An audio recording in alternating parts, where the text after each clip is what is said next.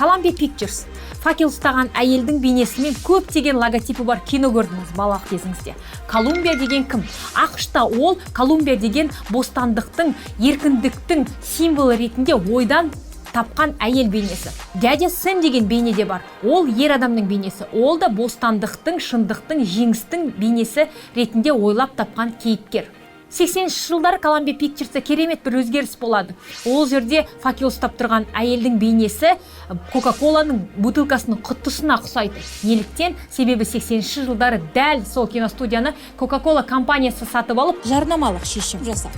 Компания өзімен бірге Columbia Pictures студиясын жарнамалаған.